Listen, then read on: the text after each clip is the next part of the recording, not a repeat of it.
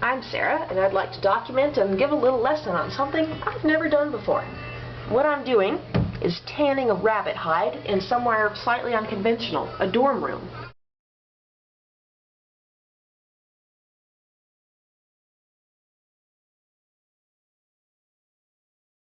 Being in a dorm room poses a couple challenges. First, that there's not a lot of space, you may be living with somebody else, and then you may not have all the supplies you'd need if you were living in a home. But I think we'll be able to make do with what we have. So the first step, obviously, is to kill and skin the animal, which has already been done here. Now this is a rabbit. It was a black rabbit, as you can see, and it's probably about 24 inches long when fully stretched. And the hide has been inside outed, and so all the nice coat is on the inside of what you see here. Now after the animal is skinned, you need to immediately salt the hide. And you salt the leather part. You don't need to get any salt on the pelt, but don't worry, if there's a little bit there, you can brush it off and clean it off later. It's very important to remember that you have to use uniodized salt. The salt dries the hide, and if you use iodine, the process will not happen as it needs to. So you need uniodized natural sea salt. So after the salt's applied, the hide needs to sit in a cool, dry place for about a week. You can also tan and dry out your tail and turn it into a keychain or whatever you want to use, but you have to remove the tailbone from inside the tail, and I've already done that here, and it's easier to do once it gets a little warm. So I set this on a hood of a car that had been sitting out in the sun for a couple days, and then it was easier to pull out the tailbone with a pair of pliers, and then I just poured the unionized salt right down the little hole where the bone used to be. And so that's sitting separately. So the hide needs to sit salted for about a week in a cool, dry place, and here you can see I've put it in a closet drawer, which is convenient because it keeps it out of sight and out of the way. But I've also been propping open the drawer with paper towel just so there's enough ventilation that it doesn't get too moist in there. And you can see it's already started to dry out quite a bit because it's been in here a couple days at this point. And so over the week in which it's salting, it may be good to take a paper towel and dab up any liquid that may be forming on the surface of the hide. Right here it looks alright, but if you flip it over, you can see that there's a little bit of extra moisture that we don't want. And so you can just take a paper towel and dab that away and reapply more salt if necessary. The next step will be removing the extra layer of meat from the skin, so from what's going to become the leather, but that's easier done after the salt has been applied.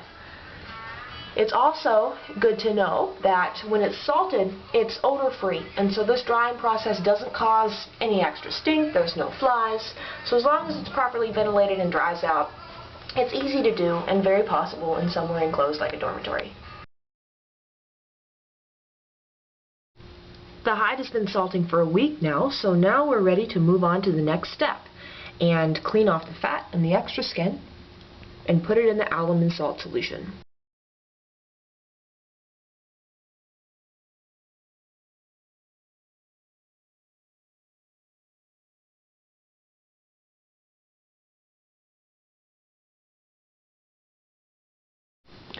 Before I clean the hide, I think it would be a good idea to get the alum and salt solution ready, so I can just put the hide right in there when it's time. Alum can be purchased at your local grocery store, and once again we need to use uniodized salt. The mixture calls for about equal parts alum and salt, but I think it would be a good idea to use a little bit more alum because some recipes I found called for about 1.5 parts alum to 1 part salt. So I'm going to go ahead and get that mixture ready. And this is just a 1-gallon plastic bucket. It's important to use plastic and not metal.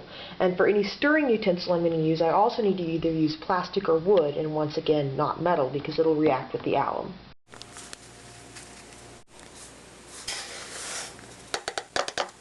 Okay, so we have about equal parts alum and salt, and it'll be time to add a little water to this mixture. It needs to be lukewarm water, and then we'll stir it all together before we clean the hide. My plastic bucket won't fit in the sink, so I have to add the water cup by cup. And I'm gradually stirring in the alum and salt mixture I've already added to the bucket. I'm using a plastic knife because that's part of the only supplies I have in the dorm room. Alright, this is about as far as I'm going to fill it, so when I add the hide it won't displace too much of the water. So I want to stir it until it's completely dissolved. And at this point, we're looking pretty good. So now it's time to clean the hide from fat and remaining muscle and tissue that may be left on the leather.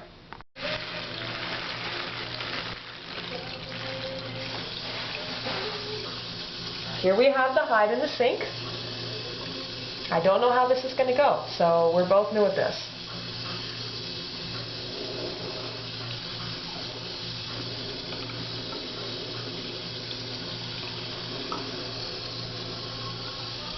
It's a little harder to pull off than I expected. And I want to be very, very careful so I don't rip the delicate hide. I found that the process is slightly easier if I use my hands instead of the knife. But it's still a very time-consuming and slow process. I haven't quite gotten the hang of it yet, but it seems like pulling off little pieces as opposed to trying to pull off the entire sheet at one time is going to be easier, because there's the sheet. That's not going to pull off, but a smaller piece like that will. And the more time it spends in the water, I've found that the easier it is to pull off the little pieces of fat. Oh, careful not to pull off too much of the hair.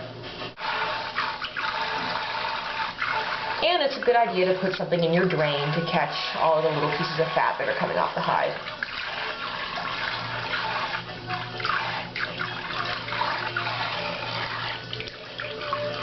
There's no odor. It feels a little slimy, but not uncomfortably so. Sort of like a chicken breast, maybe. Which is pretty much what this extra fat is. It's the fatty tissue that would have been part of the meat. At this point, I've done the best I can removing all of the extra fat and skin from the hide. There are a couple different sets of instructions, some of which say that you're supposed to defat the hide before you soak it in alum, and others of which say that it's easier to do so after. Because I'm having such a tough time doing this, I think I'm going to wait and remove the rest after I soak it in alum solution for about a week. You can see I did pretty well on one half of the hide. That's probably about what it's supposed to look like once the fat's been removed.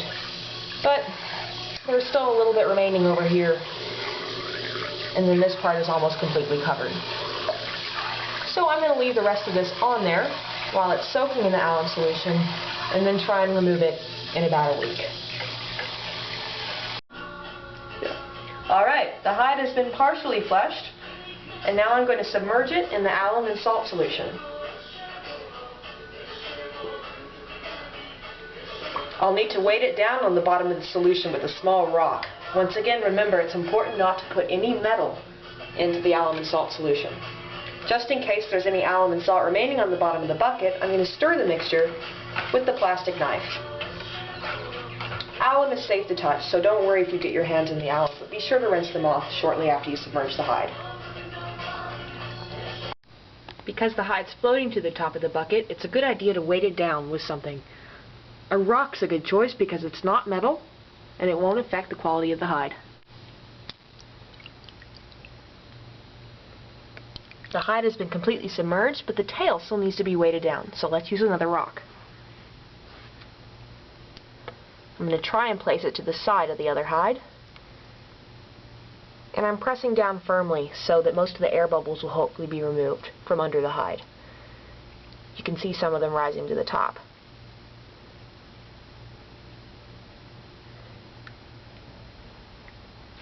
And once you find a location for your mixture, it's a good idea to just let it sit still for the week and not move the bucket so you don't trap any more air bubbles under the hide. I'm going to cover it with a piece of fabric. A towel will do, an old pillowcase, a sheet, just to keep it out of the way. And remember, since I'm in a dorm room, my roommate may not like the idea of a hide tanning in the bucket under my bed. So we'll just take this, gently drape it over the hide, and there we go. See you in a week. The hide's been sitting in the alum solution for about a week now, and I picked it up, and so the water's gotten a little foggy, but it's been sitting in the bottom because we've weighted it down with a rock, and you can see that the alum and salt have started to deposit and collect on the fur side of the hide. So now we're going to take it out and make sure it's fully rinsed, and then maybe try and remove a little more of the lingering fat and meat deposits that we couldn't get last time. So here we go. Let's To begin, I've started by turning the hide hair side out. So I just inside outed it, and I'm washing it in the water in a couple of just plain cool water baths to get all of the alum salt solution out of the fur side of the hide. It's slightly hard to get on film because I need two hands, but it's ended up coming off in larger sheets than I was originally expecting.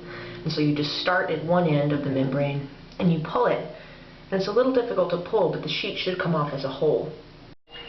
The second time around I was a little tougher on it and managed to get all of the remaining fat, or most of it at least, off of the leather part of the hide. So as you can see, we have a clean, smooth surface, and that's what's going to remain for the next step, which is to dry the hide for 3 days on one side, and then 3 days after we turn it inside out and dry it on the pelt side. After that, all that will be left is to break the hide once it's all hard and brittle from the drying process, and then it'll be ready to go.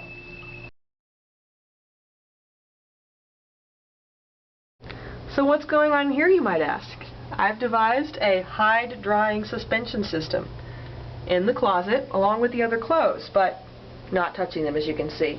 So I decided not to hang the hide over the top bar, over the rack, because I wanted both sides to be equally ventilated. I didn't want one up next to the rack. And so I have the hide propped up here in the bottom of the closet, and I've lined the closet with a plastic trash bag. And I've slipped a knitting needle through 2 holes at the top of the hide, one of which is for the genitalia, and I was sure to use a plastic knitting needle because it's still important not to use metal at this part of the tanning process. And then I've propped the bottom part of the hide open with 2 other knitting needles to form a bit of a pyramid, so there's ventilation all the way up through the chamber of the hide. And I've taken yarn and looped it across the top of the knitting needle and used that to suspend it from the top of the closet so the hide remains propped open and dries with a nice shape. And I'll leave it here for about 3 days, hair side out, and then I'll take it off and I'll inside out it and let it dry skin side out for another 3 days, and at that point it should be pretty stiff and ready to break.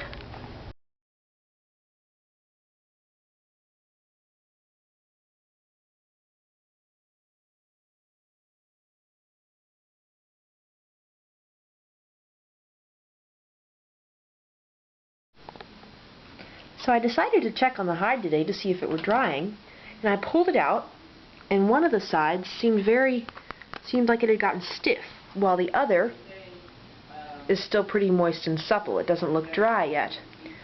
I began to feel it, and on the stiff side I noticed that if I stretched just a little bit, then I saw this remarkable change from darker to lighter. And let me see if I can capture the process on camera. I think I've figured out how to break the hide. So here it is, and you can see right here the divide between the stiffer, darker section and then the white section. And if we pull just a little bit on the stiff section, look at that. Right before our eyes, the stiff hide turns to leather.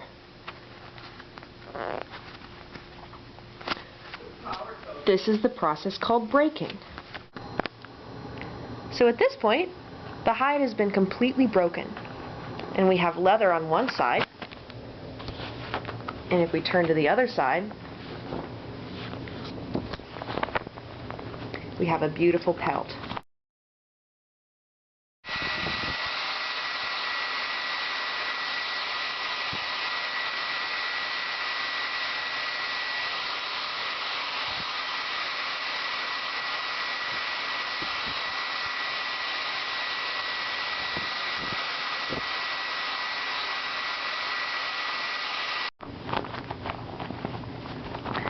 And just a note about the breaking process, I was able to do it all by hand, so I didn't have to rub it on an edge, a blunt edge or anything like that.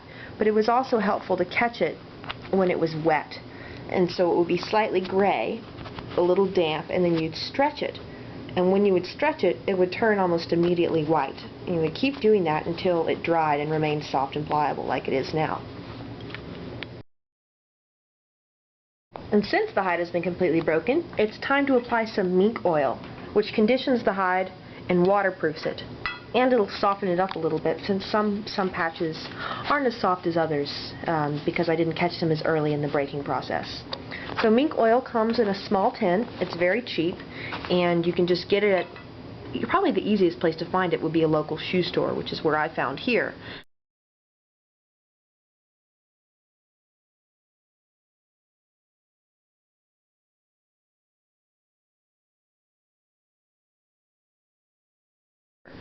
So you just take a little bit and rub it on the tips of your fingers and start at one edge of the hide and then work it into the leather. It's difficult to do it with only one hand, so I'm not going to be able to catch it on camera, but you get the basic idea.